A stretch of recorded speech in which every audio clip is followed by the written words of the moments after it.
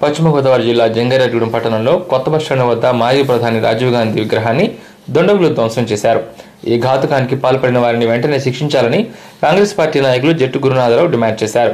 ఈ సందర్భంగా శుక్రవారం కాంగ్రెస్ పార్టీ నాయకులు ప్రదర్శనగా రాజీవ్ గాంధీ విగ్రహం వద్దకు చేరుకున్నారు.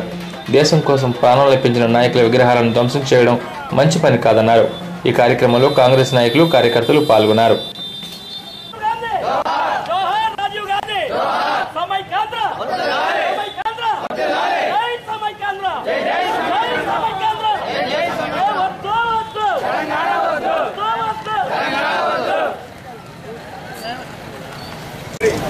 విగ్రహాన్ని పగలగొట్టకపోయినా తీవ్ర ఆవేదన వ్యక్తం చేస్తున్నాం.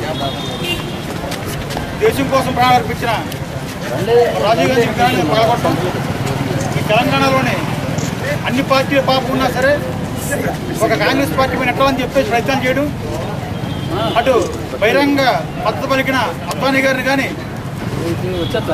మళ్ళీ అట్లా లేఖలు ఇచ్చిన తెలుగుదేశం కానీ వైఎస్ఆర్ పార్టీ కానీ కమ్యూనిస్టులు కానీ ఏమీ మాట్లాడకుండా ఒక కాంగ్రెస్ పార్టీని టార్గెట్ చేసి ఈ లోపలికి చేయడం అంటే దీనిపైన తీవ్రంగా ఖండిస్తున్నాం.